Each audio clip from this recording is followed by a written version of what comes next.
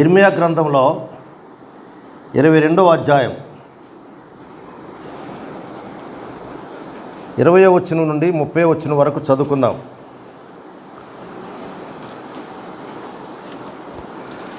బిగ్గరగా ఎవరైనా చదవండి.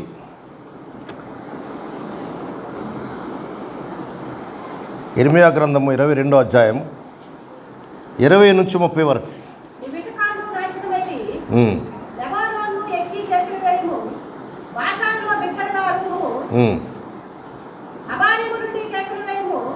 నీ క్షేమ కాలములలో నీతో మాట్లాడుతుంది కానీ నేను వినదని నీ వంటివి. నా మాట వినకపోతే నీ బాల్యం నుండి నీకు వాడుక, నీ కాపర్లందరూ గాలి పీల్చుదురు, నీ వింటకాండు చెరలోనికి పోవుదురు. నీ చెడుతనమంతటిని బట్టి నీ అవమానమునంది సిగ్గుపడదువు. లెబానోను నివాసిని, దేవదారు వృక్షములలో గూడు కట్టుకొన్నదానా, ప్రసవించు స్త్రీకి కలుగు వేదన వంటి కష్టము నీకు వచ్చినప్పుడు నీవు బహుగా కేకలు వేయదు కదా. యెహోవా సెలవిచ్చినదేమనగా, యూదా రాజైన యెహోయాకీము కుమారుడుకు కొన్యా నా కుడి చేతికి శిఖా ఉంగరముగా ఉండినను దాని మీద నుండి నిన్ను ఓడదీసి వేసేదనని నా తోడని ప్రమాణము చేయుచున్నాను. నీ ప్రాణమును ఎవరు తీయజూచున్నారో, నీవెవరికి భయపడుచున్నావో వారి చేతికి, అనగా బబులోను రాజైన నెబుకద్నెజరు చేతికిని కల్దీయుల చేతికిని నిన్ను అప్పగించున్నాను. నిన్ను కనిన నీ తల్లిని, నీ జన్మ భూమిని కానీ పరదేశంలోనికి విసిరివేయబోచున్నాను. మీరు అక్కడనే చనిపోతారు. మీరు తిరిగి రావాలని మళ్ళీ బహుగా ఆశపడతారు, కానీ చాలామంది తిరిగి రారు. కొన్యానాథుడు హేయమైన ఓటికుండ వంటివాడా, పనికిమాలిన ఘట్టమా, అతడును అతని సంతానమును విసిరవేయబడి తామెరగని దేశంలోనికి ఏల త్రోయబడి. దేశమా దేశమా దేశమా యెహోవా మాట వినుము. యెహోవా ఇలాగు సెలవిచ్చున్నాడు, సంతానహీనుడనియు తన దినములలో వర్ధిల్లని వాడనియు ఈ మనుషుని గురించి రాయండి. అతని సంతానములు ఎవడను వర్ధిల్లడు, వారిలో ఎవడను దావీదు సింహాసనం ముందు కూర్చోడు. ఇక మీదట ఎవడను యూదాలో రాజుగా ఉండడానికి వీల్లేదు. ఇదే యెహోవాకు అని ప్రకటించినటువంటి ఇర్మియా గ్రంథంలో ఉన్నటువంటి ఇర్మియా ప్రవక్త ఇచ్చినటువంటి మాటలను కొన్ని నిమిషాలు మనం ధ్యానం చేయబోతున్నాం. చిన్న ప్రార్థన చేసుకున్నాం. దేవుని బిడ్డలారా, ఒక చిన్న ప్రార్థన చేస్తాను. ప్రేమ నమ్మకం గల మా మంచి పరలోకపు తండ్రి, మహోన్నతుడా, జీవాధిపతి, నీకు స్తోత్రాలు చెల్లిస్తున్నాను నాయన. ఈ మధ్యాహ్న కాలంలో నీ వాక్యం వివరించడానికి నేనే పాటి వాడను ప్రభా. కొద్దిమంది ఈ మాటలు విని జ్ఞాపకం చేసుకుని, నేను వాళ్ళ జ్ఞాపకం చేయటమే తప్ప నా సొంత మాటలు ఏమీ లేవు కదా. నీ మాటలు నీ గ్రంథంలో నుండి చదివి వినిపించబోతూ ఉన్నాను ప్రభా. అద్భుతమైన రీతిగా బిడ్డలకు హృదయాలకు తాకాల ప్రభా. నీకు స్తోత్రం తెలుస్తూ నీవే నా చేత, అనగా ఈ సాధనము ద్వారా నీ బిడ్డలను ఈ సాధనముతో వాడుకొని, ఈ సాధనమును వాడుకొని నీ బిడ్డలకి శ్రేష్టమైన వాక్యం అందించమని, నాకును శ్రేష్టమైన వాక్యం అనుగ్రహించమని యేసు నామమున స్తుతించి ప్రార్థిస్తున్నాం తండ్రి. ఆమేన్. క్రీస్తునందు ప్రియమైన దేవుని బిడ్డలారా, మీకు అందరికి వందనాలు. దేవుడు మిమ్మల్ని అందరినీ సమృద్ధిగా దీవించి ఆశీర్వదించి కాపాడును గాక. ఆమేన్. హల్లెలూయా. ఇక్కడ భక్తుడైనటువంటి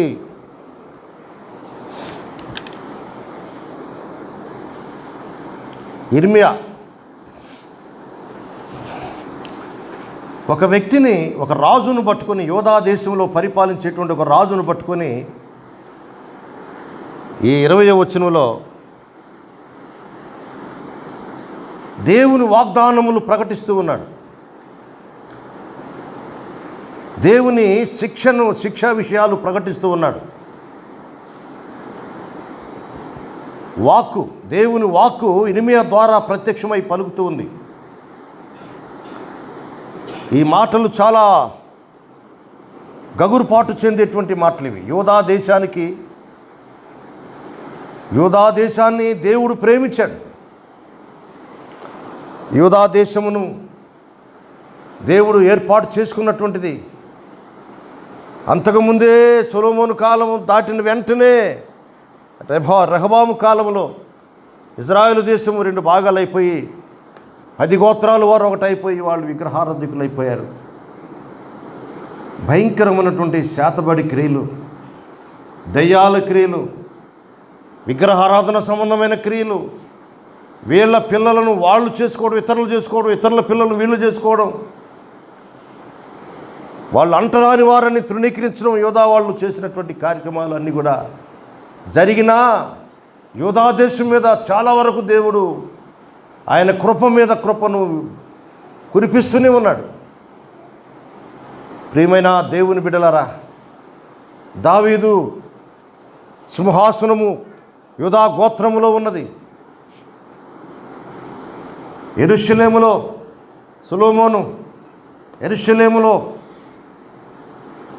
దేవాలయము కట్టించి, రాజభవనం కట్టించి, అక్కడ సింహాసనం ఏర్పాటు చేసి, ఎక్కడనో బెత్లెహేము ప్రాంతంలో ఉన్నటువంటి దేవుని మందసాన్ని తీసుకుని వచ్చి ఈ దేవుని మందిరంలో పెట్టి యెరూషలేమును ప్రపంచమంతటికి ప్రఖ్యాతిగాంచినటువంటి ఒక గొప్ప అద్భుతమైనటువంటి పట్టణముగా, సియోను పట్టణముగా వాళ్ళు దేవుని స్తుతించి ఆరాధించినటువంటి ఆ స్థానంలో చాలామంది రాజులు పరిపాలించారు. దాదాపు 21 మంది పరిపాలించారు. కొంతమంది దేవుని యొక్క సన్నిధిలో నిందారహితులుగా ప్రవర్తించారు. కొంతమంది పడిపోయి లోకాన్ని అనుసరించి లోకములో ఉన్నటువంటి సంగతులను వాడుకు చేసుకొని సర్వనాశనం అయిపోయారు. దేవుని బిడ్డలారా,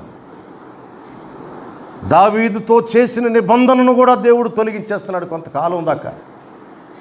మళ్ళీ యేసు ప్రభు వచ్చి ఆ సింహాసనం మీద కూర్చున్న దాకా ఇక లేదు, అయిపోయింది, మీ ఛాన్స్ అయిపోయిందని చెప్పినని డిక్లేర్ చేయబడిపోయింది. ఇతని పేరు కొన్యా అట.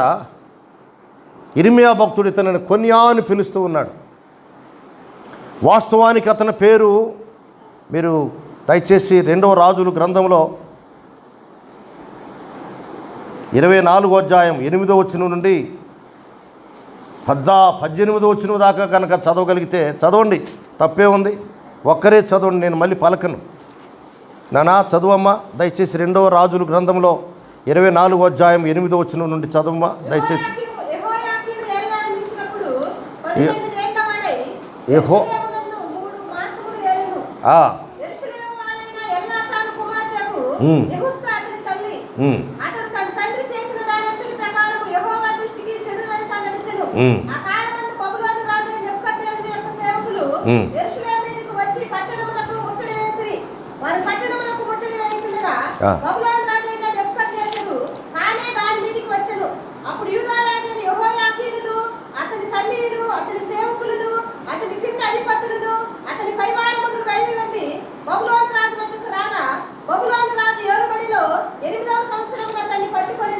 మరియు అతడు యెహోవా మందిరపు ధననిధిలో ఉన్న పదార్థములను రాజు ఖజానాలో ఉన్న సొమ్మును పట్టుకొని ఇశ్రాయేలు రాజైన సొలొమోను యెహోవా ఆలయమునకు చేయించిన బంగారు ఉపకరణలన్నిటినీ యెహోవా సెలవిచ్చిన మాట చొప్పున తునకలుగా చేయించి ఎత్తుకొని పోయెను. అదియుగాక అతడు దేశపు జనులలో అతి బీదలైన వారు తప్ప మరెవరునూ లేకుండా యెరూషలేము పట్టణమంతటిలోనున్న అధిపతులను, పరాక్రమశాలులను 10,000 మందిని, వీరుగాక కంసాలి వారిని, కమ్మరి వారిని చెరతీసుకొని పోయెను. అతడు యెహోయాకీనును, రాజు తల్లిని, రాజు భార్యలను, అతని పరివారమును, దేశంలోని గొప్ప వారిని చెరపట్టి యెరూషలేము నుండి బబులోనుపురమునకు తీసుకొని పోయెను. చాలమ్మా, చాలు నాయనా. ఈ సంగతులన్నీ అక్కడ రాయబడి ఉన్నాయి, మీరు చదువుకోండి. యెహోయాకీను అనేటువంటి రాజు దేవుని యొక్క సన్నిధిలో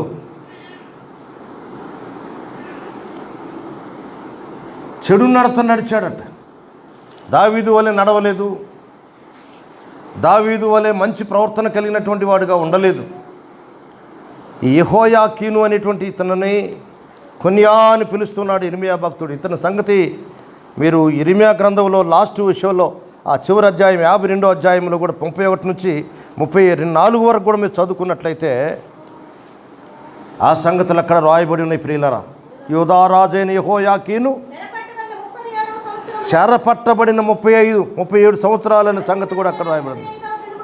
చూసారా, 37 సంవత్సరాలు ఇంచుమించు చెరసాలలోనే ఉన్నాడు ఆయన. ప్రియులరా, బబులోను దేశానికి తన భార్య పిల్లలు పేదవారిని తప్ప, అతి పేదవారిని తప్ప, యెరూషలేము ప్రాంతంలో ఉన్నటువంటి యూదా దేశంలో ఉన్నటువంటి అనేక వేల మందిని వాళ్ళు గొర్రెలను తోలుకొని పోయినట్లుగా తోలుకొని పోవడానికి ఈ యెహోయాకీను అనేటువంటి రాజు మాత్రమే కారకుడైన సంగతి నేను మీకు జ్ఞాపకం చేస్తున్నాను. చెప్పాడు చాలాసార్లు, దేవుడు అతనిని హెచ్చరిక చేశాడు. మంచి రోజులుగా హాయిగా జీవించేటప్పుడు కూడా ఆయన హెచ్చరిక చేశాడు. నేను విననని నీ వంటివి, నా మాట వినకపోవుటే నీ బాల్యం నుండి నీకు వాడుకైపోయిందని మాట్లాడుతున్నాడు దేవుడు.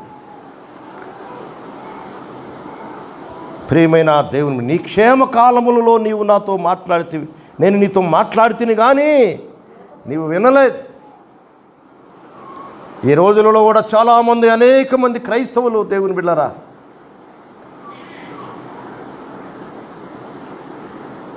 క్రైస్తవులుగానే ఉంటూ ఉన్నారు.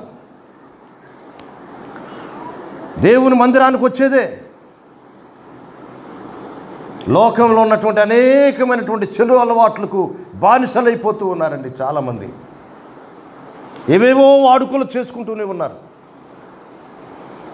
పెండ్లిళ్ళలో, ఇల్లు కట్టేటప్పుడు, వాళ్ళ శుభకార్యాలప్పుడు, మనిషి చనిపోయినప్పుడు, ముహూర్తాలు, ఎంత భయంకరమైనటువంటి కార్యక్రమాలు అంటే చెప్పనలివి కాని కార్యక్రమాలు వాళ్ళు చేస్తూ ఉన్నారు. దేవుని బిడ్డలారా, దయచేసి మీరు ఒకసారి జ్ఞాపకం చేసుకోండి. 2వ దినవృత్తాంతముల గ్రంథంలో 36వ అధ్యాయము 9వ వచనము.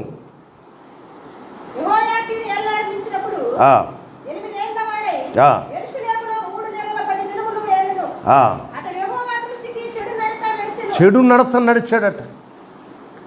యెహోవా దృష్టికి అతడు చెడు నడత నడిచి, ఇక్కడ కేవలం 8వ ఏటే ఆయన రాజుగా అయ్యాడనే సంగతి దినవృత్తాంతముల గ్రంథంలో రాయబడి ఉన్నది. రాజుల గ్రంథంలో 18వ ఏట రాజు అయ్యాడని రాయబడింది. కానీ పూర్తిగా దినవృత్తాంతములు అనేటువంటి ఒక గ్రంథం ఉంది. అది క్లియరెన్స్ అన్నమాట, క్లియరెన్స్ గ్రంథం అది. ఆ గ్రంథంలో అతడు 8వ ఏటలే రాజు అయ్యాడట. చంటి పిల్లోడు అప్పుడే రాజు అయితే, దేవాది దేవుడు రాజుగా అతనికి అభిషేకం చేస్తే అతని యొక్క జీవితము ఎలా ఉందంట, కామ, క్రోధ, మోద, మదమాత్సర్యాలన్నిటికీ అతను బానిసైపోయి ప్రజలందరిని తప్పుదారిని పట్టించి దేవుడు అనేటువంటి మాటలే అతనికి ఇష్టం లేకుండా అయిపోయినాడు. ఇక్కడ అదే అంటున్నాడు, బాల్యము నుండి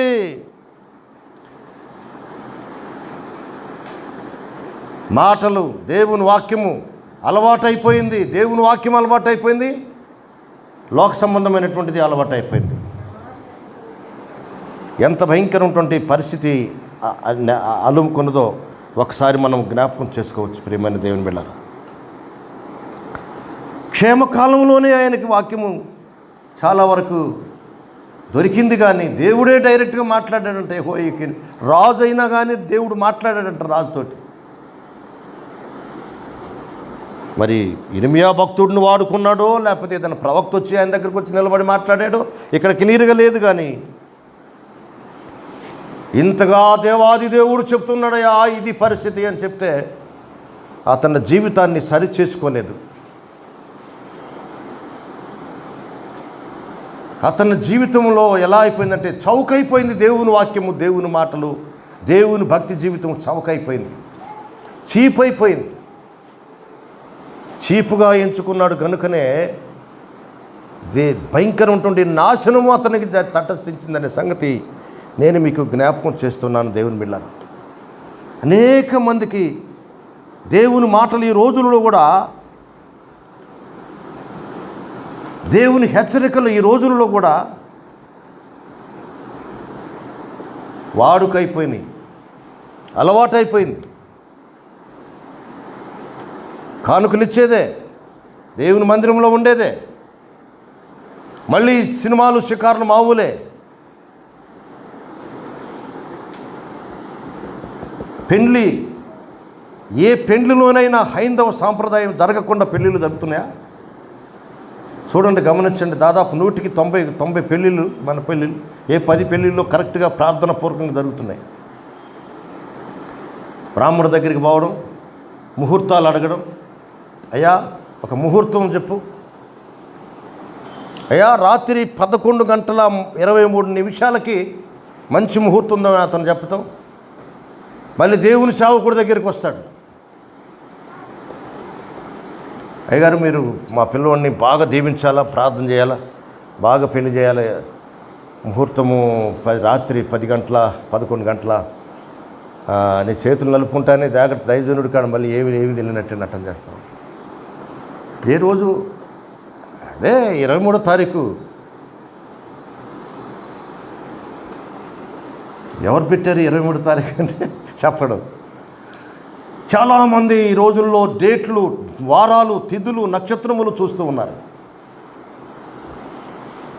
చాలామంది నన్ను అడుగుతారయ్యా మంచి రోజు ఒకటి చెప్పండి అంటే, నేను 4-5 రకాల క్యాలెండర్లు చూసి, పండగలు పబ్బాలు చూసుకొని, ఆదివారాలు గీదివారాలు ఇట్టడి చూసుకొని, మంచి వాగ్దానాలు ఏమన్నా ఉన్నాయేమో చూసుకొని, ప్రార్థన చేసి నాకు ప్రేరేపణ కలిగితే ఒక మంచి ఒక డేటు నేను వాళ్ళకి చెప్పేస్తాను. ప్రార్థనాపూర్వకముగా, వాగ్దానపూర్వకముగా, దేవుని క్యాలెండర్ల ప్రకారం ఆదివారం రాకుండా, ఆదివారం పెళ్ళిళ్ళు చేస్తే మనకి ఎక్కడ దేవుని మందిరానికి వెళ్ళాలి కదా. ఇలాగ చాలామందికి చెప్పాను నేను. జాగ్రత్తగా మనం సాధ్యమైనంత కష్టపడతా ఉంటాం, కానీ చాలామంది దేవుని యొక్క చిత్తాన్ని నెరవేర్చలేకపోతున్నారు, ఫెయిల్ అయిపోతున్నారండి. ఒకసారి నేను మీకు ఒక మాట జ్ఞాపకం చేస్తాను. ఈ 2 క్రానికల్స్ 2వ దినవృత్తాంతములలోనే 33వ అధ్యాయము 6వ వచనం చదువుకుందాం. 2వ దినవృత్తాంతములు 33వ అధ్యాయం 6వ వచనం చూడండి దయచేసి. మా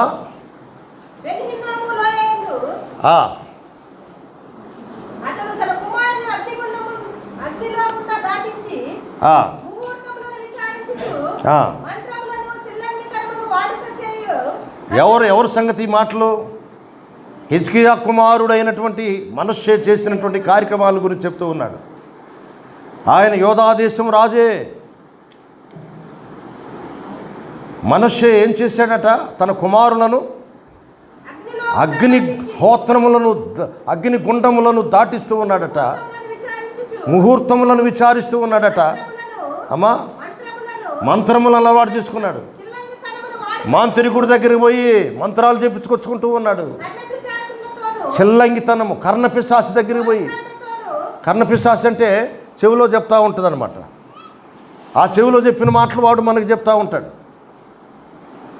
నేను చంటి పిల్లవాడుగా 3వ తరగతి చదువుతూ ఉన్నప్పుడు మంచిగా బ్రహ్మాండమైనటువంటి డ్రెస్ చేసుకుని మెడ్రాస్ నుంచి ఒక ఆయన వచ్చాడు, సూటు బూటు పెట్టుకొని, బాగా చదువుకున్నాడు ఆయన కూడా. మా టీచర్ అంటే ఆయన head master, elementary school head master Abraham అని ఒక ఆయన దగ్గరికి వచ్చాడు. ఆయన స్నేహితుడు అంట ఆయన. మేము పిల్లలు, మాకేం తెలుసు, మేము వింటా ఉన్నాం. ఆయనకి ఎన్నో విషయాలు చెప్తా ఉన్నాడు. ఇప్పుడు నా భార్య ఏం చేస్తుందో చెప్పు అని అంటే, నీ భార్య బయట మిరపకాయలు ఎండబెట్టి అక్కడ కూర్చొని ఉంది అని చెప్తా ఉన్నాడు ఇతను. అబ్రహాం గారు కూడా చచ్చిపోయాడు. లేండి. ప్రియమైన దేవుని బిడ్డలారా, కర్ణపిశాచి అంటే, కర్ణం అంటే ఏంది? మున్సిపి కాదు, కర్ణం అంటే ఇవి చెవులు. హల్లెలూయా. ఈ కర్ణపిశాచి అంటే అదొక అంధకార శక్తులు, అవి దెయ్యాలు కనుక వాటికి కనపడతా ఉంటాయి. హస్త సాముద్రిక, చేతులు చూపించుకోవడం, వీటిని అలవాటు చేసుకుంటున్నారు చాలామంది. మనషే చేసినటువంటి భయంకరమైనటువంటి ఇలాంటి నీచమైనటువంటి కార్యక్రమాలకి ఎలాంటి భయంకరమైనటువంటి కీడు అనిపించాడు మనషే మీకు తెలుసు కదా. శత్రురాజులు వచ్చారు, వెంటబడి తోలు కొడతా ఉంటే ఆఖరికి పోయి ముండ్ల పొదల్లో ఇరుక్కుపోయి ఉన్నాడంటే, ఎక్కడో ఇరుక్కుపోయాడంట, పరిగెత్తి ముండ్ల పొదలలో నుండి ఇరుక్కుపోయినటువంటి వాడిని కూడా బయటికి తీసుకొని వచ్చి లాగి తీసుకొని పోయి బానిసగా చేసుకున్నారు అతను. దేవుని బిడ్డలారా, పనిష్మెంట్ రాకముందే, శిక్ష రాకముందే ఇటువంటి నీచమైనటువంటి కార్యక్రమాలకు మనం దేవుని సన్నిధిలో ప్రార్థన చేసుకుంటూ, ప్రభా ఎలాంటి లోక సంబంధమైనటువంటి కార్యక్రమాలు నా బ్రతుకులో ప్రవేశించడానికి వీల్లేదు ప్రభా అని దేవునిని మనం అడగవలసినటువంటి అవసరం ఉంది. 40 రోజులు యుద్ధం జరుగుతూ ఉన్నట్టుగా వేల మందికి, లక్షల మందికి తెలిసిపోతూ ఉంది. ఏడు యుద్ధం లేదు, ఏమీ లేదు. సౌలుకు భయంకరంగా దయ్యాలు పట్టున్నాడు. ఓటమి చవి చూసి ఓడిపోయి ఇంట్లో ఉంటూ ఉన్నాడు. దావీదును చంపాలని, పరిశుద్ధుడిని చంపాలని, ప్రవక్తను చంపాలని ఆయన అప్పటికే ప్లాన్లు చేసుకొని ఉంటున్నాడు.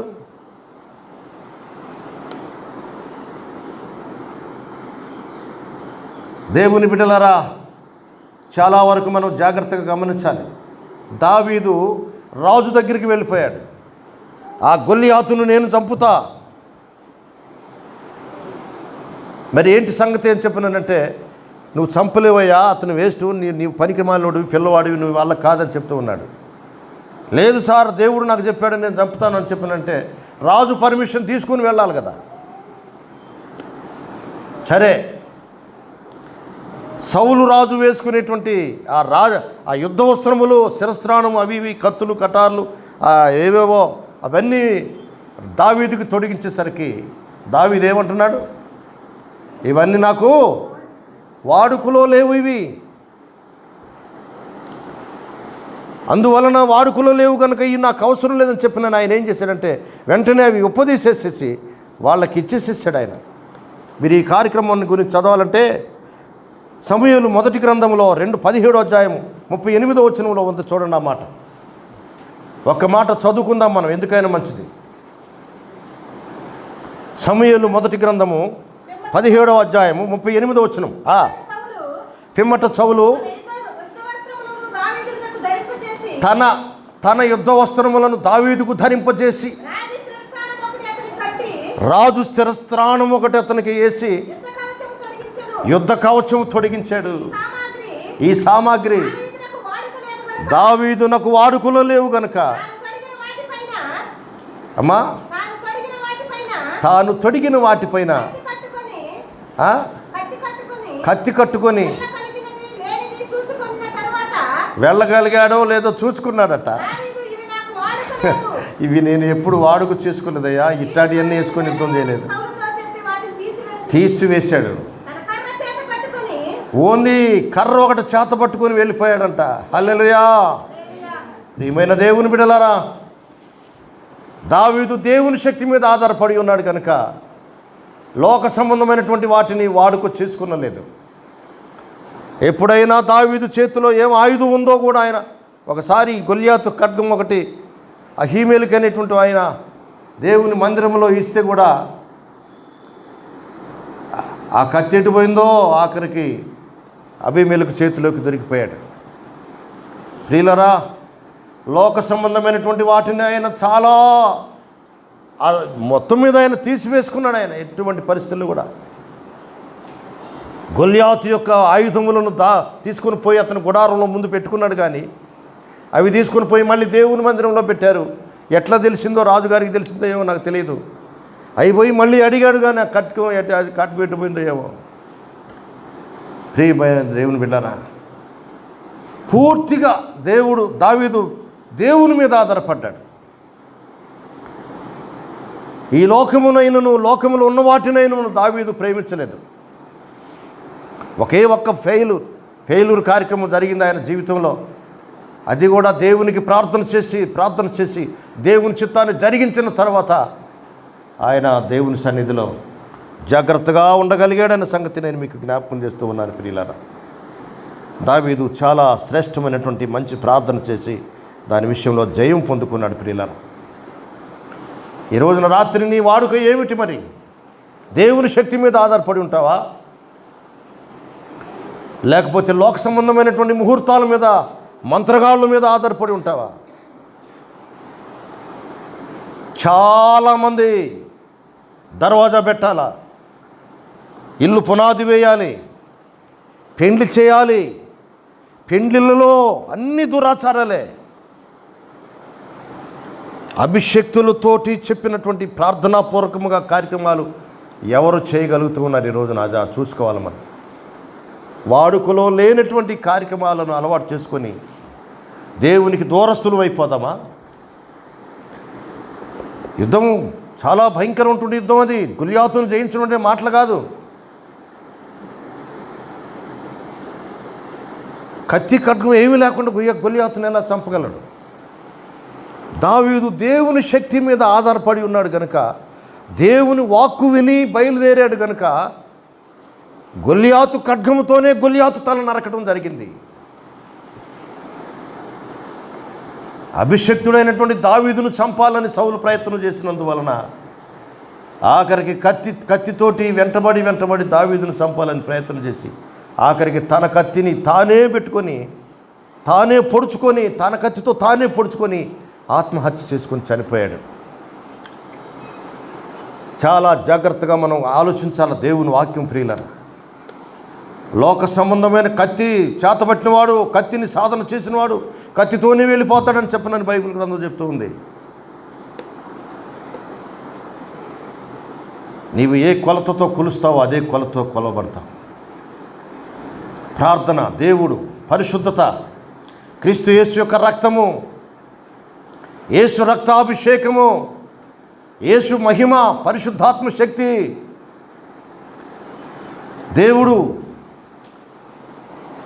ఇవన్నీ మనకి ప్రతి క్షణము జ్ఞాపకం వస్తూ ఉండాలి. చాలామంది ఈ రోజులలో బయటికి వెళ్ళిన వెంటనే దేవుని వాక్యాన్ని మర్చిపోతూ ఉన్నారండి. చాలామంది మర్చిపోతూ ఉన్నారు. పాపాన్ని వాడుక చేసుకుంటున్నారు కొంతమంది. పాపము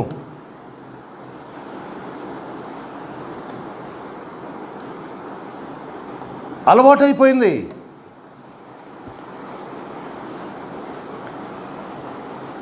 వాళ్ళేదో మంచి బ్రహ్మాండమైనటువంటి విశ్వాసుల వలె, మంచి క్రైస్తవుల వలె, లేకపోతే మంచి దేవుని సేవకుడు వలె డాబు సరిగా కనబడుతున్నారు, కానీ లోపల భయంకరమైనటువంటి పాపాన్ని హృదయంలో పెట్టుకొని కొనసాగుతూ ఉన్నారు చాలామంది క్రైస్తవులు.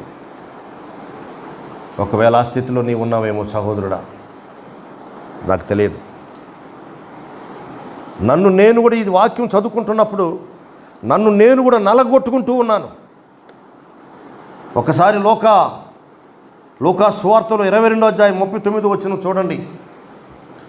దేవుడే మానవుడుగా వచ్చిన తర్వాత మానవుడై పరిశుద్ధుడుగా ఉంటూ ఆయన ప్రతిరోజు పగలంతా దేవుని పరిచర్య చేస్తూ ఉన్నాడు. వేలాది మందికి సువార్త ప్రకటిస్తూ ఉన్నాడు. లక్షల మందిని బాగు చేస్తూ ఉన్నాడు. రాత్రి చేసినటువంటి కార్యక్రమం ఏంటో అక్కడ మనం చదువుకోవచ్చడానికి అవకాశం ఉంది. 22:39 చదవండి. తర్వాత ఆయన బయలుదేరి తన వాడుక చొప్పున ఒలీవల కొండకు వెళ్ళగా,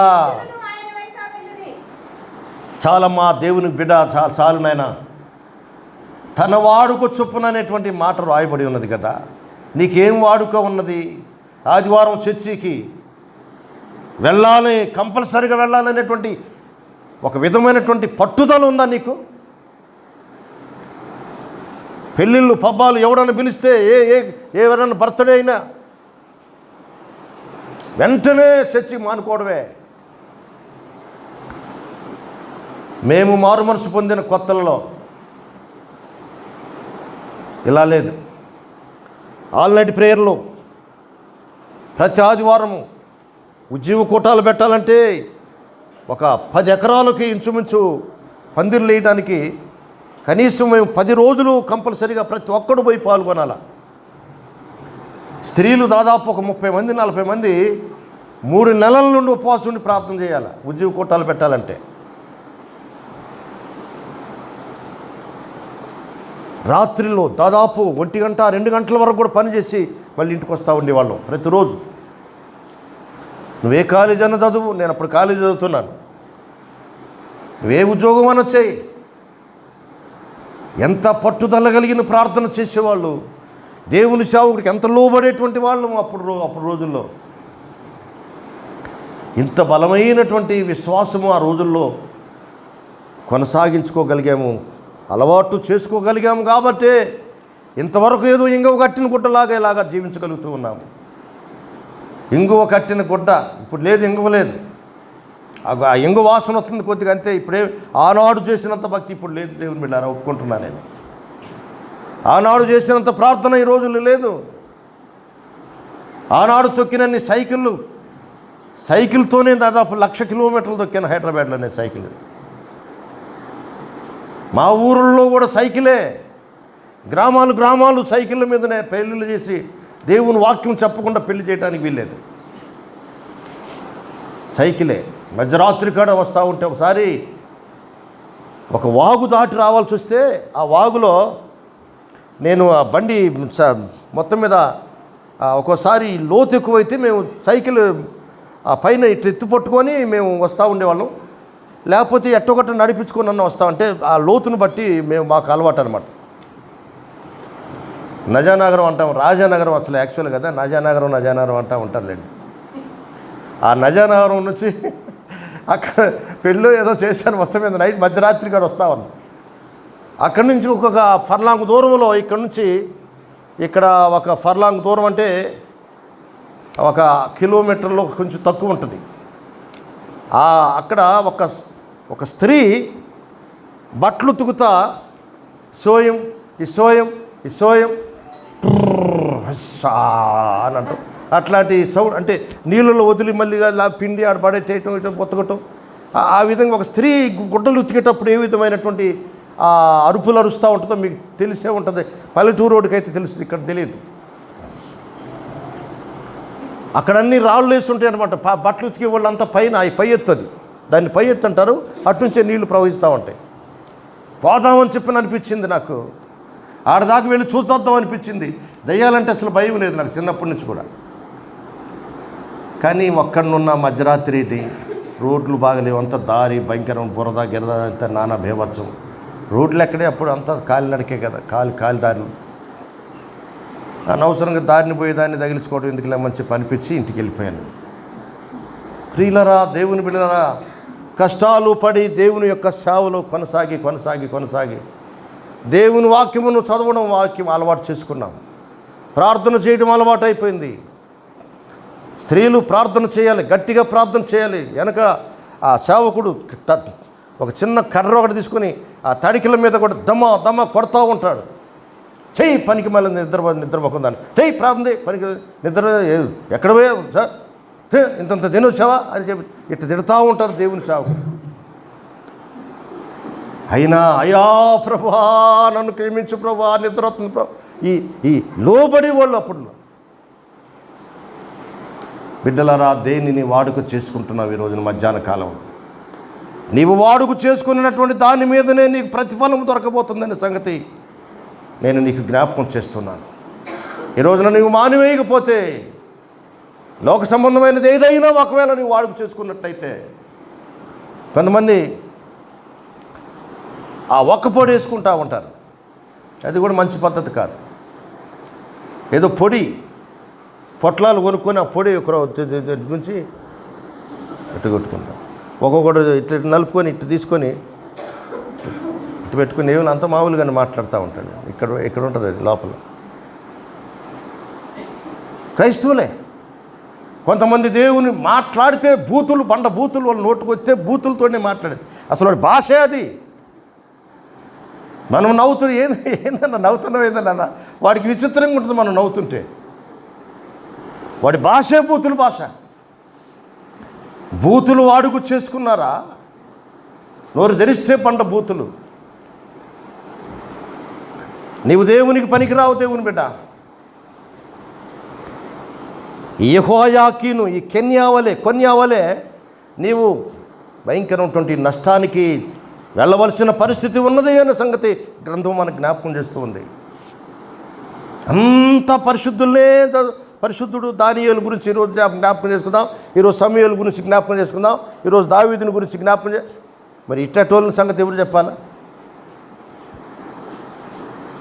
ఇటువంటి వాళ్ళని ఎందుకు రాసిపెట్టాడు గ్రంథములు అంటే, మనం పశ్చాత్తాపడి అతను చేసిన పొరపాట్లు ఏ పొరపాటు చేస్తే అలాంటి భయంకరమైనటువంటి కీడు అనిపించాడో అవి చదువుకున్నందువలన మనం బాగుపడతామనే దేవుడు ఈ మాటలు మన కోసం జ్ఞాపకం చేసి పెట్టాడు. ప్రియులారా, దేవుని బిడ్డ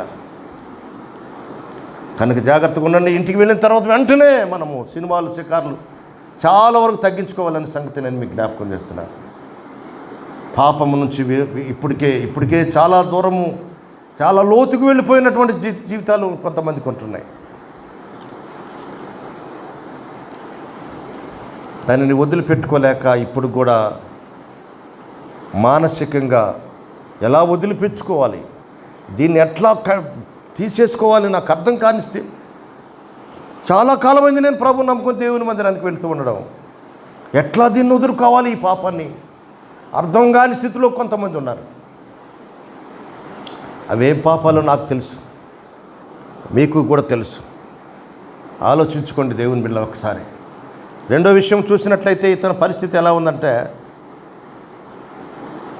దేవుని చేతిలో ఒక ఉంగరం వలె ఉన్నాడంట కొన్యా అంటే ఎవరు? యెహోయాకీము కొడుకు యెహోయాకీను. నువ్వు వస్తుంది ఆకరణ, ఆయనకేమో వాళ్ళ తండ్రి గారికి ఏమో మూవ్ వస్తుంది.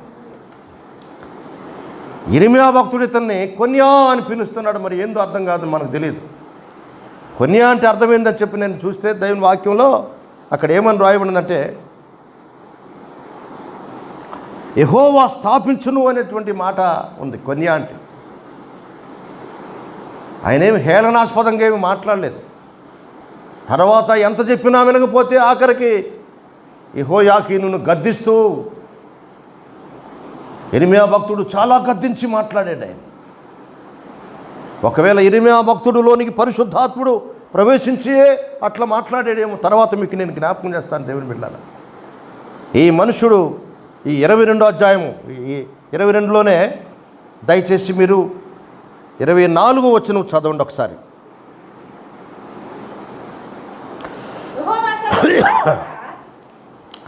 యెహోవా ఏమని సెలవిస్తున్నాడంటే, యెహోయాకీనుకి యూదా రాజైన యెహోయాకీము కుమారుడుకు కొన్యా, నా కుడి చేతికి నీవు శిఖా ఉంగరముగా ఉన్నావయ్యా, దాని మీద నుంచి నిన్ను ఓడదీసి విసిరి పారవేస్తా అని ఇష్టం. జాగ్రత్త, ప్రమాణం కూడా చేస్తానని ఇష్టం. తీసేస్తానని అయిపోయింది, తీసేసేసాను అయిపోయింది. వాడుక చేసుకున్నటువంటి వాటిల్లో నుంచి బయటపడలేకపోయాడు అతను. తృణీకారము, దేవుని వాక్యం అంటే తృణీకారం. ఈరోజు చర్చిలో లేరు చాలామంది. సంవత్సరం అయింది ఒక సహోదరుడు దేవుని మందిరానికి వచ్చి, కుర్రోళ్ళు చర్చిలకు వచ్చి సంవత్సరం అయిపోయింది. అనేక ఆదివారాలు ఎగ్గొట్టేసేస్తున్నారు. ఏమంటే డ్యూటీలండి, రాత్రి అంతా డ్యూటీ చేసి వాళ్ళు పగలు కూడా డ్యూటీ చేస్తున్నారు, ఆదివారం కూడా డ్యూటీ చేస్తున్నారండి. తల్లిదండ్రులకి ఈ విధంగా మోసం చేసి అక్రమముగా తిరుగుతూ ఉండడానికి. మొన్న కుర్రోడు ఒక అమ్మాయిని ఎత్తుకొని ఎక్కడో ఎదురొచ్చాడు నాకు. నేను ఎందుకు అనవసరం అని చెప్పి అతన్ని పలకలేదు. నేను కారులో ఉన్నాను, అతను నన్ను గమనించలే, చూశాడు. నేను అతన్ని చూశాను. ఇంకో కుర్రోడు ఒకసాట ఇంకొకడు కూర్చొని తాగుతూ ఉన్నాడు. దగ్గరికి పిలిచి, ఏం బాబు ఏంది పరిస్థితి అని చెప్పానంటే, తలదించుకొని తలగిరుకుంటా ఉన్నాడు. జాగ్రత్త నాన్న, నువ్వు చిన్ననాటి నుంచి నేను ఎత్తుకున్నటువంటి పిల్లవాడివి, నేను ఎత్తుకొని ప్రార్థన చేసిన పిల్లవాడివి, అన్యులతోటి నీకేం పొత్తు లేదు, జాగ్రత్తగా ఉండు అని చెప్పి నేను ఎవరికి చెప్పలే ఈ మాట. జాగ్రత్తగా ఉండండి. మీ జీవితాలలో దేనిని వాడుకు చేసుకుంటూ ఉన్నావో ఒకసారి నీవు దాన్ని జ్ఞాపకం చేసుకోవాలని ప్రభు జ్ఞాపకం చేస్తున్నాడు. రెండో విషయము, అతనికి దేవుని చేతికి పెట్టినటువంటి బ్రహ్మాండమైనటువంటి శిఖా ఉంగరం అంటది. అదే ఉంగరమో మరి, శిఖా ఉంగరం అంటే ఎంత విలువైందో మనకు తెలియదు. ఉంగరము దేవుని చేతిలో పెట్టుకున్న ఉంగరంతో సమానంగా యెహోయాకీనుని దేవుడు ప్రేమిస్తుంటే, దేవుని ప్రేమను పొంది దేవుని కృపను పొందుకొని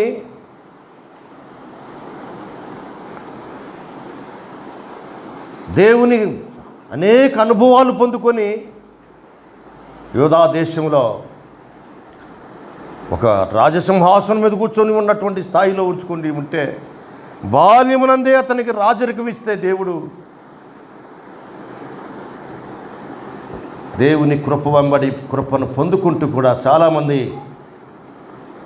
యెహోయాకీను వల్లే నాశనం అయిపోయినటువంటి వాళ్ళు చూస్తూ ఉంటున్నాము. పాస్టర్లది ఏముందో చెప్తాము, మేము పాస్టర్లు చెప్తాము, అయ్యా జాగ్రత్తగా ఉండండి, అయ్యా దేవుని మందిరానికి రా, అమ్మా దేవుని మందిరానికి రా, అయ్యా ప్రార్థన చెయ్యి, అమ్మా ప్రార్థన చెయ్యి, నానా ప్రార్థన చెయ్యి. యవ్వన ప్రాయానికి వచ్చేసరికి విచ్చలవిడి అయిపోయింది వాళ్ళ జీవితాలు. ఇటు తల్లిదండ్రులకు తెలియదు, పాస్టర్లకు తెలియదు, ఏమి తెలియదు. ఎక్కడో రవిడి మోకతో తిరుగుతూ ఉన్నాడు కుర్రోడు. ఒక రాత్రి ఆడు కనపడ్డాడు. ఆ తాగుబోతులు మోకతోటి, హిందువులతోటి రవిడి మోకతో తిరుగుతూ ఉన్నాడు కుర్రోడు అక్కడ. దాని పెంపకం జాగ్రత్త. నీ పిల్లలు ఎక్కడున్నారో, నీవెక్కడున్నావో జాగ్రత్తగా ఉండాలన్న సంగతి ప్రభు నాకు జ్ఞాపకం చేస్తాను. మీకు నేను నాకు ఇచ్చిన మాటలు నేను మీకు జ్ఞాపకం చేస్తూ ఉన్నాను ప్రియులారా. ముద్ర ఉంగరముగా చేసినటువంటి బ్రహ్మాండమైనటువంటి దేవుడు పెట్టుకున్న ఉంగరం లాగా ఈ మనుషుడుండి కూడా నాశనం అయిపోయాడంటే కారణం ఏంటంటే, అతని పాపాన్ని అతను విడిచిపెట్టలేదు, దేవుని హెచ్చరికలు తీసుకోలేదు, అతను తన పరిశుద్ధతను అతడు గుర్తించలేకపోయాడు, అపరిశుద్ధంగానే జీవించాడు. వెంటనే దేవుని ఉగ్రత వచ్చేసింది. తటాలున 37 సంవత్సరాలు జైల్లోని ఉండాల్సి వచ్చింది. అక్కడే కథం హోగయా. చూడండి, యెషయా గ్రంథం 14వ అధ్యాయం 12వ వచనంలో ఒక గొప్ప విషయాన్ని దేవుడు మనకు జ్ఞాపకం చేస్తూ ఉన్నాడు. తేజో నక్షత్రమా, వేకువ చుక్క, ఆకాశం నుండి నువ్వు ఎట్లా పడిపోయావమ్మా, జనములను పడగొట్టిన నీవు నేల మట్టము వరకు నీవు నరకబడి ఉన్నావు. ఎక్కడ పెట్టాడంట చూడండి, ఇంకా చదవండి. నీవు ఆకాశానికి ఎక్కిపోతా, నేను దేవుని నక్షత్రాలకు పైగా నా సింహాసనం నేను కూర్చుంటాను, ఉత్తర దిక్కున సభాపర్వతం మీద కూర్చుంటా, నేను మేఘమండలం మీదకి ఎక్కుతా,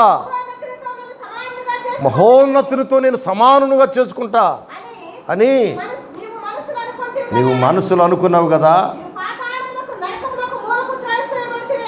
దేవుని బిడ్డ, ఇటువంటి ఎందుకు ఈ విషయాలు చెప్తున్నానంటే, ఎంత గొప్పవాడు స్థితిలో ఉంచినప్పటికీ కూడా దేవుని కృప, గర్వము, అహంభావము, లోక సంబంధమైనటువంటివి, దేవునికి ఇష్టం లేనటువంటివి ఏవైనా ఒకవేళ నీ హృదయంలో ప్రవేశిస్తాయేమో, జాగ్రత్తగా ఉండమని ఈ మాటలు నేను మీకు జ్ఞాపకం చేస్తూ ఉన్నాను. యెహెజ్కేలు గ్రంథంలో 28వ అధ్యాయంలో 15 నుండి 18 దాకా చదవండి దయచేసి. నీవు నియమించబడిన దినములు మొదలుకొని అమ్మా, పాపము నీ యందు కనబడు వరకు, ప్రవక్తన విషయంలో నీవు యథార్థవంతుడుగా ఉన్నావు. కానీ అయితే నీకు కలిగిన విస్తారమైన వర్తకం చేత లోపల నీవు అన్యాయం పెంచుకున్నావు, పాపము చేయుచూ వచ్చావు గనుక దేవుని పర్వతం మీద నీ ఉండకుండా నిన్ను నేను అపవిత్రపరిచాను. ఎక్కడున్నదంట? ఆశ్రయముగా ఉన్నటువంటి కెరూబు, కాలుచున్న రాళ్ల మధ్యలో ఉన్నటువంటి కెరూబు. ఇంకా నీవు అక్కడికి పోవటానికి వీల్లేదు. నిన్ను నాశనం చేసేసాను అయిపోయింది. నీ సౌందర్యమును చూసుకుని నీవు గర్వించిన దాని అయిపోయావు. దేవుని బిడ్డ, ఈ రోజున నీతో నాతో మాట్లాడుతున్నాడు. మనం ఎట్లాంటి అందరము కెరూబులు వంటి వారం. కెరూబుల కన్నా పక్కన నిలబడాల్సిందే, కానీ మనమైతే దేవుని సింహాసనముల మీద కూర్చుని ఉంటాం. జయించిన వానికి నా సింహాసనం మీద నేను వానిని కూర్చుండబెట్టుదని మాట్లాడుతున్నాడు దేవుడు. దేవుని సింహాసనం మీద కూర్చునేటువంటి ఆ అధికారం దేవుడు నీకు ఇస్తే నువ్వెక్కడ తిరుగుతున్నావు చర్చికి రాకుండా?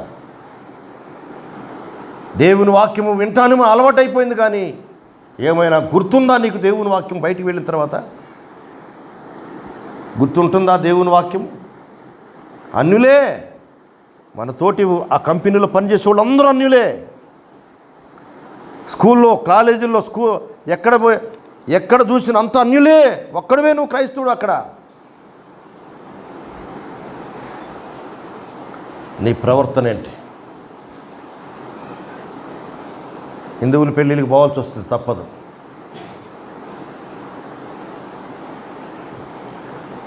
నేను ఒకసారి హిందువుల పెళ్ళిళ్ళు హిందువుల ఇళ్ళల్లో ఉండాల్సి వచ్చింది.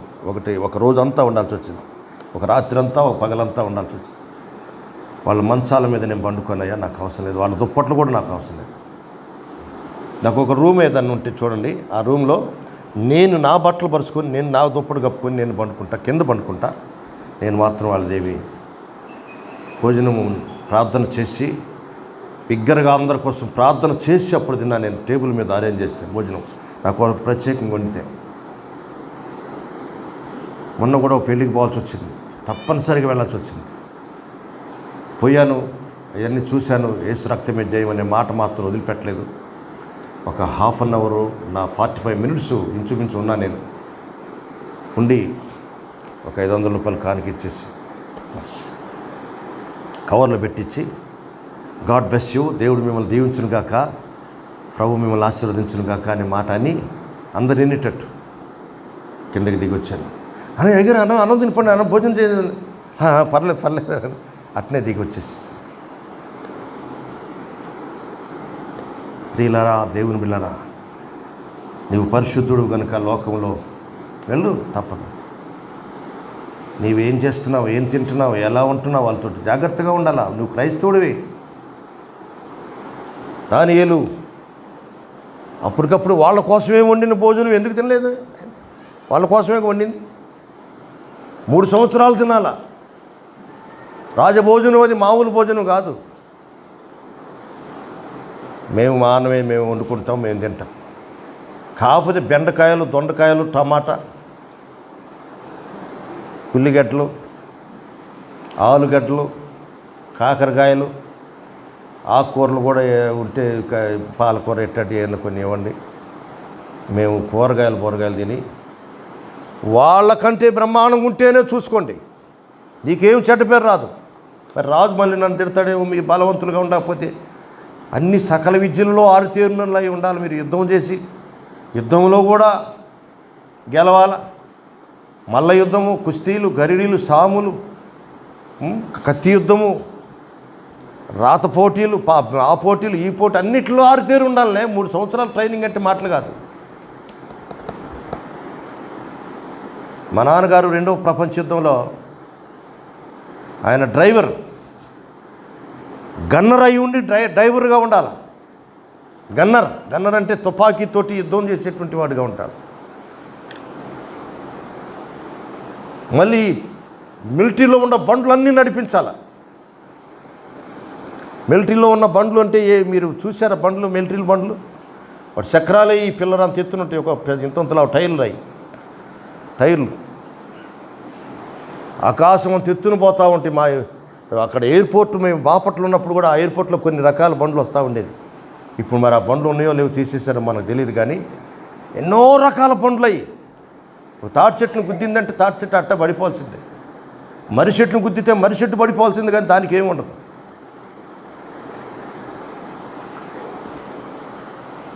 ఒకసారి ఒకటేదో ట్యాంకరో ఏదో మొత్తం మీద ఒక పెద్ద బండి తీసుకొని పోయి ఎక్కడో పెట్టుకొని ఆ పక్కన కూర్చొని బీడీలు తాగుతూ ఉన్నాడంట. ఎవరో చూసి కమాండర్కి చెప్పాడు, ఫిల్స్ పనిష్మెంట్. కనుక ఇవన్నీ సంగతులు చెప్తూ ఉంటారు. ప్రియులరా, మనము దేవుని యొక్క సన్నిధిలో యుద్ధ వీరులము కనుక యుద్ధము చేయిస్తూ ఈ దేశాన్ని ప్రపంచాన్ని జయించుకుంటూ ఆ రాజ్యంలో చేరాలి. అపిత్రులమైపోకూడదు. మనం అపిత్రత అనేటువంటిది ఎన్నడూ కూడా మనకు అంటకుండా ఉండాలని దేవుడు మనకి ఇవన్నీ జ్ఞాపకం చేస్తున్నాడు. అయోగ్యముగా ప్రవర్తిస్తే దేవుని ఉగ్రత తప్పదు అనే సంగతి దేవుడు మనకి జ్ఞాపకం చేస్తున్నాడు. మూడో విషయం ఏంటంటే, ఇక కోపం వచ్చి ఆఖరికి ఎంత చెప్పినా వినడం లేదు కావాలా. ఈ కొన్యా అనేటి అతన్ని ఇర్మియా భక్తుడు దేవుని పరిశుద్ధాత్మతో నిండిపోయి మాట్లాడుతున్నాడు. ఒరే ఓటికుండ వంటి వాడా అని కేకలేస్తా ఉన్నాడు. 22వ అధ్యాయం 28వ వచనం చదవండి. హేయమైనటువంటి ఆ ఓటికుండని హేయమైనటువంటి కొండ అని చెప్పనని మాట్లాడు. హేయం అని అంటే అపితృపై తీసివేయబడినటువంటిది అనమాట. పగిలిపోయినటువంటి కొండ, నీళ్లు నిలవని కొండ, ఎండిపోయినటువంటి కొండ. ఎన్ని పోసినా, ఎంత నీరు పోసినా దాంట్లో నిలవో. ఓటికుండ వంటి వాడా, పనికి మాలినటువంటి ఘట్టమా, అతడును అతని సంతానమును విసిరివేయబడి తామెరగిన దేశంలోనికి ఇలా త్రోయబడితే. ప్రియమైన దేవుని బిడ్డలారా, ఓటికుండ వంటి వాడా అని చెప్పిన దేవుడు ఇతనిని మాట్లాడుతూ ఉన్నాడు. ఇతని జీవితం ఓటికుండ వంటిది అయిపోయింది. దేవుడు ఏర్పరచు అభిషక్తులే వచ్చి ఇతనిని అభిషేకించారు. పట్టాభిషేకం చేసి కూర్చోబెట్టారు. బాల్యం నుండే 8 సంవత్సరాల వయసులోనే ఇతనికి రాజరికం పట్టాభిషేకం, యూదాదేశం మీద అధికారం ఇస్తే ఆఖరికి ఇతని పాపము ఘోరమైపోయింది. మంత్ర విద్యలు, మాంత్రికుల దగ్గర మాంత్రికులను పిలవటం, మంత్రాలు చెప్పటం. దేవుడు అసలు ఆ రాజ్యమే దేవుని రాజ్యము. ఎట్లా వాళ్ళని తీసుకుని వచ్చాడు, గద్దరక్కల మీద మోసుకొని వచ్చి పాలు తేనెలు ప్రవహించు దేశంలో వాళ్ళని ఉంచాడు. మనం చెప్పాను కదా, యూదా దేశంలో ఈ రోజున జరుగుతున్నటువంటి కార్యక్రమం. పువ్వులు, ఐగుప్తు దేశం మొత్తానికి పువ్వులు పంపించగలిగిన కెపాసిటీ ఆ చిన్న పట్టణానికి ఉందంట, యెరూషలేం పట్టణానికి. కాయలు, ఫలాలు, ద్రాక్షకాయలు వేల దేశాలకి ఎక్స్పోర్ట్ చేయడానికి, 100 కోట్ల మంది తినేదానికి ఎక్స్పోర్ట్ చేయడానికి దేవుడు వాళ్ళకి కృపను అనుగ్రహించాడు. అలాంటి దేశం అది. తేనె తుట్టెలు, ఎక్కడ పట్టినా తేనె తుట్టెలే, రకరకాల తేనె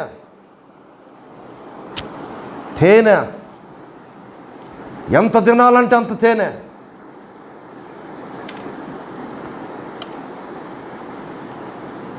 అలాంటి దేశాన్ని వాళ్ళకి ఇవ్వడమే గొప్ప సంగతి. వాళ్ళ తరపున 9 రకాల జాతుల ప్రజలను 9 దేశాలు, ఒక్కొక్క దేశమే ఒక పట్టణం అన్నమాట అయిపోయింది. పాలస్తీన్ దేశం అంతా 9 దేశాలుగా అయిపోతే 9 దేశాలను వెళ్ళగొట్టి వాళ్ళకి ఆ దేశాన్ని స్వాధీనపరిస్తే వాళ్ళు విచ్చలవిడిగా తయారైపోయి, వాళ్ళ పాపాలు ఒకనాటి పాపాలు కాదు. అవన్నీ చదవాలంటే ఇప్పుడు అయ్యే పని కాదు. ఉదయం నుండి కనీసం 1 గంట సేపు చదివితే కానీ వాళ్ళు చేసిన పాపాలు ఇవన్నీ మనకి టైం కుదరదు. ఇంకో గంట పట్టుద్ది అవన్నీ చదవాలంటే. దేవునికి వ్యతిరేకంగా వాళ్ళు చేసిన పాపాలు ఘోరమైనటువంటి తప్పిదములు.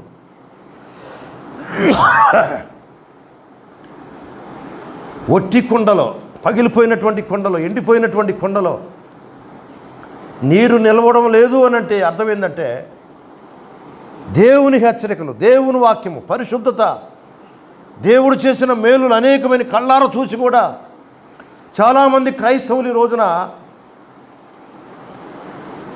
వాక్యానుసారమైన జీవితాలు లేవు వాళ్ళ బ్రతుకులలో. విస్తారంగా పనులు పెట్టుకుని వెళ్ళిపోతున్నారు, విస్తారంగా ఊర్ల మీద తిరుగుతూ ఉన్నారు. ఉదిక్యం అంటే ఊర్లకే చెప్పరు, ఏ ఊరు పోతున్నావు చెప్పేది లేదు, ఇప్పుడు వచ్చేది చెప్పేది లేదు. ఏమయ్యా చెప్పడానికి నువ్వేమన్నా మా మీద అధికారమే అయింది. ఒకవేళ మేము పాస్టర్ ఏమో చెప్పొచ్చు కదా, ఏం తల్లి చెప్పొచ్చు కదా. ఎక్కడికి వెళ్ళారు?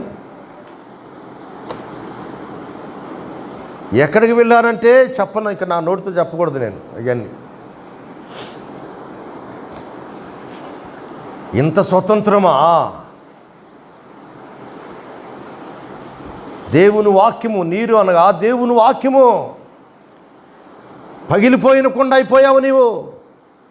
దేవుని వాక్యం నిలబడడం లేదు నీ హృదయంలో. వాక్యానికి తావులేదు నీ బ్రతుకులో. యేసు ప్రభు యొక్క రక్తముతోటి నీ పగుళ్లను బాగు చేసుకో దేవుని బిడ్డ, లేకపోతే నీరు నిలవదు. నీరు నిలవని తొట్టుల వలె ఉన్నారని చెప్పి నేను మాట్లాడుతున్నాను. నీరు నిలవని తొట్టుల వలె మారిపోయారండి మనుషులు. ఎంత భయంకరమైనటువంటి పరిస్థితి ఇది. ఎహెజ్కేలు గ్రంథంలో అంటాడు, నీరు నిలవని తొట్లు, బ్రద్దలైనటువంటి సందులలో నిలబడేటువంటి వాళ్ళు కావాలి. ఇంకా చాలా విషయాలు, ఇవన్నీ నేను ఇప్పుడు జ్ఞాపకం చేయడానికి టైం లేదు. దేవుని బిడ్డలారా, ప్రభు మాట్లాడుతున్నటువంటి మాటలు ఇవి. 2వ అధ్యాయంలోనే మాట్లాడుతున్నాడు. ఇర్మియా గ్రంథంలోనే చూడండి ఒక మాట, 13 నుంచి 17 వరకు చదవగలిగితే అక్కడ కొన్ని మాటలు ఉన్నాయి. 2వ అధ్యాయమే 13 వచనం నుండి చదవండి. నా జనులు 2 నేరములు చేసి ఉన్నారు, జీవజలముల ఓటనైన నన్ను వదిలిపెట్టారు. తమ కొరకు ఏమి తొట్లు తయారు చేసుకున్నారట? బ్రద్దలై నీళ్లు నిలవన తొట్లను తయారు చేసుకుని తొలిపించుకుంటున్నారు. ఇశ్రాయేలు కొనబడిన దాసుడా, ఇంట పుట్టిన దాసుడా కాడు కదా, అతడేలా దోపుడు సొమ్ము అయిపోయాడయ్యా.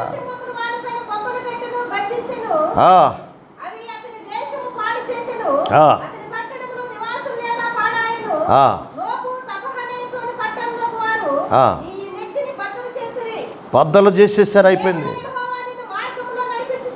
నీ దేవుడైన యెహోవా నిన్ను మార్గములలో నడిపిస్తూ ఉంటే నీవు ఆయన్ని విసర్జించుట నీ వలన నీకు అది నీవే నీ బాధ నువ్వు కలుగు చేసుకున్నావు కదా. ఏం పట్టిందయ్యా? షీహోరు నీళ్ళు తాగుతున్నావు నీకు పోయి. అషూరు పోయి యూఫ్రటీసు నది నీళ్ళు తాగుతున్నావు ఎందుకురా? నీకేం పట్టిందిరా? నీ దేవుడని యెహోవాను విసర్జించావు. నీకు భయభక్తులు లేవు, బాధకు శ్రమకు అలవాటైపోయావు. నీవు తెలుసుకొని గ్రహించున్నట్లు నీ చెడుతనమును నీవు ఆఖరికి నీ చెడుతనం ఏం చేసిందంటే నిన్ను శిక్షించేసింది, అయిపోయింది. ఈ చాలా విషయాలు ఇక మొదటి నుంచి కూడా ఇశ్రాయేలీయులను గద్దిస్తున్నాడు, ఏడుస్తున్నాడు. ఇర్మియా భక్తుడు ఏడుస్తూ కూడా చాలాసార్లు చెప్పాడు ఇతరులకి. దేవుని బిడ్డలారా, తలలు ఎత్తండి. తలలు దించుకున్నారా నిద్ర వచ్చేస్తుంది, జాగ్రత్త. మీ తల ఎత్తుకొన్న చేసేటువంటి వాడు, ఆయన పేరు ఏం పేరు అంటే 1000 నామాలలో తల ఎత్తుకొన్న చేయువాడు అని ఒక పేరు. యెహోవా దేవునికి ఇంకొక పేరు ఏంటంటే 1000 నామాలలో ఆయన తల ఎత్తుకొన చేయగలిగిన దేవుడు అని ఆయనకి పేరు. నీవు తల ఎత్తుకొనగలిగినటువంటి వాడవుగా ఉంటావా, తల దించుకొనగలిగినటువంటి వాడవుగా ఉంటావా? మరి నీరు ఎందుకు నిలవట్లేదు నీ హృదయంలో అంటే నీవు పగిలిపోయినటువంటి ఓటికొండోడు అయిపోయావు. ఓటికొండ అని చెప్పి నేను ఓటికొండలాగా అయిపోయావు. నువ్వు నాకు తెలియదు నువ్వు ఓటికొండవో మంచి గట్టికొండో నాకు తెలియదు. నేను కూడా ఓటికొండను ప్రభా అని ప్రార్థన చేస్తున్నాను ఈ రోజున. నేను పగిలిపోయినటువంటి తొట్లు వలె ఉండిపోయాను ప్రభా, నీరు నిలవని తొట్లు అయిపోయాను ప్రభా. నేను ప్రార్థన చేస్తావా? మరి అలాంటి ప్రార్థన చేయలేవు. ఎందుకో తెలుసా? నువ్వు దావీదు కంటే గొప్పోడివి, దావీదు కంటే పరిశుద్ధుడు అని అనుకుంటున్నావేమో. ఒకవేళ తీయండి, దేవుని వాక్యం తీయండి. కీర్తన గ్రంథం 31వ కీర్తన 12వ వచనం చదవండి. దావీదు సైతం ఈ ప్రార్థన చేస్తున్నాడయ్యా, నీ గోనె పట్ట విడిపించి సంతోష వస్త్రములను ధరింపజేసి ఉన్నావు. యెహోవా నా దేవా, నిత్యము నేను స్తుతించెదను. దేవుని బిడ్డలారా, దావీదు ఒక గ్రంథంలో ఒక అధ్యాయంలో 31:12 మనం చదివింది. చదువమ్మ దయచేసి. అది రాలేదు ఏందబ్బా అని చూస్తున్నా. ఏముంది నాన్న అక్కడ? మరణమైపోయి ఉన్నాను, మరణించినటువంటి స్థితిలో ఉన్నా నేను. ఎన్నడూ జ్ఞాపకం రానటువంటి స్థితిలో ఉన్నాను ప్రభా. ఓటి కుండ వంటి వాడనైపోయాను ప్రభా నేను. ఎంత గొప్ప సంగతి ఇది. దావీదు సైతం ఇలాంటి ప్రార్థన చేస్తుంటే నీవు ప్రార్థన చేయవా ఇలాంటి మాటలు ఉపయోగించి? ఏం చేయరాదు, తప్పే ఉంది. నువ్వేమైనా పరిశుద్ధుడువా, పరిశుద్ధురాలువా, సహోదరి సహోదరుడా? నేను ప్రతిరోజు నేను నలగొట్టుకుంటున్నానయ్యా. ఇక్కడ నా రూములో నలగొట్టుకుంటూ ఉన్నాను. ఈ వయసులో పశ్చాత్తాపడుతూ ఉన్నాను. ప్రభా, నేను పాపిని, నీచుడును, దుష్టుడును, మంచితనం ఏమి లేదు నా దగ్గర, పవిత్రత ఏమి లేదు, నేను దుష్టుడును ప్రభా, నేను అపిత్రుడును, అపిత్రమైన పెదవులు కలిగినటువంటి వాడును. ఎంత ఓపిక అవతలోడు సాధ్యంతరకు ఎంత మంచిగా ఓపికతో ఉన్నా, ఎంత మంచి మాటలు చెప్తున్నా వినకపోతే ఆఖరికి నేను కూడా బండబూతులు తిట్టే స్థాయికి ఇటువంటి స్థాయిలో నేను కూడా రాబోతానేమో నాకు తెలియదు. అందుకని నేను నీచుడిని, ఓచుకొని లేనటువంటి నీచుడిని. నేను కూడా ఏదో కర్ర తీసుకొని ఇష్టమైనట్టు పెట్ట ఎట్టంటే ఎడపెడ కొట్టాల్సినటువంటి అలాంటి నీచమైనటువంటి మనస్తత్వం కలిగినోడిని నేను. నా ఓపిక తక్కువ. ఎంతసేపు అరగంటే నా ఓపిక, లేకపోతే 15 నిమిషాలే నా ఓపిక, 5 నిమిషాలేనేమో నా ఓపిక. ఒకవేళ నా ఓపిక ఎంత, నేనెంత, నా సాత్వికం ఎంత, నేనెంత? గర్విష్ఠుడును నేను, దుష్టుడును, ఓటికుండ వంటి వాడను నేను. దావీదు భక్తుడు సైతము సచ్చిన స్థితిలో ఉన్నానని ప్రార్థన చేస్తుంటే ఒప్పుకుంటావా సహోదరుడా? కొన్యా చేసినటువంటి భయంకరమైనటువంటి నీచమైనటువంటి పాపాలను బట్టి కొన్యా బబులోను దేశానికి కొట్టుకుంటా చేసుకుంటా, కొరడాలు తీసుకొని కొట్టుకుంటా, లంగా కట్టి బోడుగును చేసి ఈ బానిసల్ని ఎట్లా తీసుకెళ్తారో తెలుసా మీకు? లంగాలు, ఈ ఆడవాళ్ళు కట్టుకుంటారు లంగాలు. ఇదివరకు లంగాలు కట్టుకుని ఇప్పుడు అసలు అయిపోయి అసలు కనపట్లేదు, ఏడ కనపట్లేదు. ఒక తాడు ఒకటి ఉంటుంది, ఆ తాడు కట్టుకుంటారు అన్నమాట. ఇట్లా ఉంటుంది, ఇట్లా రౌండ్ తిరిగాను అనుకోండి, ఒక పుట్టలాగా తయారైంది. ఇప్పుడు ఇది ఏడ కనపట్లేదు. అవి ఇదివరకు చిన్నప్పుడు నేను కూడా గుట్టింది. అప్పుడు వికలాంగులకు అని చెప్పి రాస్తే వాడు వెనక పక్క సీట్ ఒకటి బస్సులో, ఆర్టీసీ బస్సులో వికలాంగులకు అని రాస్తారు. ఈ కుర్రోళ్ళు, ఇట్లాంటి పనికి మాల కుర్రోళ్ళు, కోతులు లాంటి కుర్రోళ్ళు ఏం చేస్తారు, ఆ గూ తీసేసి ఆ గూ కొద్దిగా గీకేస్తారు. ఏదన్నా 5 పైసలతో 10 పైసలు రూపాయి బిళ్ళ తీసుకుని గీకైతే వికలాంగాలకి, వికలాంగులకి ఇట్లాంటి మాటలు రాసి పెడతా ఉంటారు. లంగాలు కట్టి బోడిగుండ్లు చేసి తోలుకొని పోతారయ్యా. ఎంత నీచమైనటువంటి స్థితికి దిగజారిపోయాడు కొన్యా కుటుంబం. ఆయన నాశనం అయిపోయేది కాక తన భార్య, పిల్లలు, దేశమంతా తోలుకొని పోబడ్డారు. బ్రహ్మాండమైన పనోళ్ళు, బాగా వస్త్రాలు కుట్టేవాళ్ళు, నగిసి పని చేసేవాళ్ళు, కంసల పని చేసేవాళ్ళు, బంగారం తయారు చేసేవాళ్ళు. అక్కడ మీరు చదువుకుంటే చాలా ఉన్నాయి ఆ విషయాలన్నీ. అనేక మంచి పనులు చేసేవాళ్ళు అందరినీ ఎన్నో వేల మందిని తోలుకొని పోయారంట. వాళ్ళు గొర్రెలను తోలుకొని పోయినట్టు తోలుకొని పోయారు.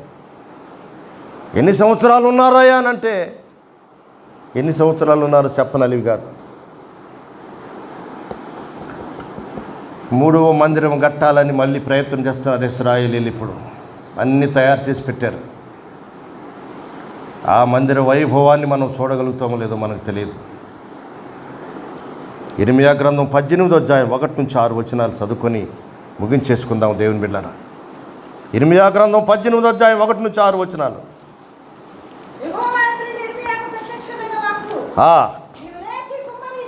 కుమ్మరోడింటికి వెళ్ళు, అక్కడ నేను నీకు ఒక బ్రహ్మాండమైనటువంటి మాట నేను తెలియజేస్తా. నేను కుమ్మరింటికి వెళ్ళగానే అతను సారె మీద బురద మట్టి ఒకటి తీసుకొని బాగా కుండలు తయారు చేస్తూ ఉన్నాడు. జిగట మట్టితో మట్టి పని చేస్తూ ఉన్నాడు. అది విడిపోయిందంట. టైంలో ఎందుకో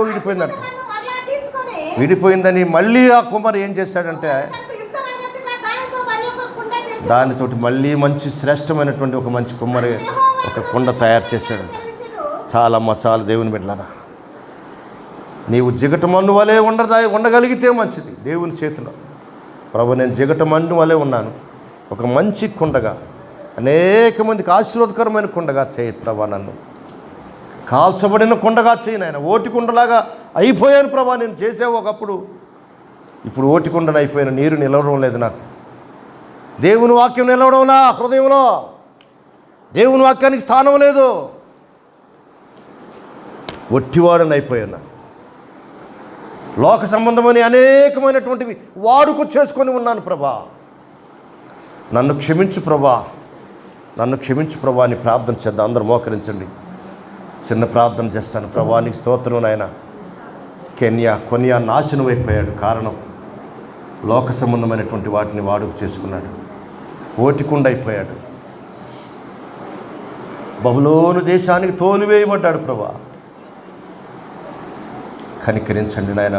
మేము అటువంటి స్థితిలోకి దిగజారిపోకుండా బలహీనులం అయిపోయినటువంటి మమ్మల్ని జ్ఞాపకం చేసుకోమని, నీ కల్వరిశిలో రక్తము చేతమాన్ పగుళ్లను బాగు చేసుకునడానికి మీ కృప దయచేయమని యేసుక్రీస్తు శక్తి కలిగిన నామములో స్తుతించి ప్రార్థించడి వేడుకొంచున్నాము తండ్రి.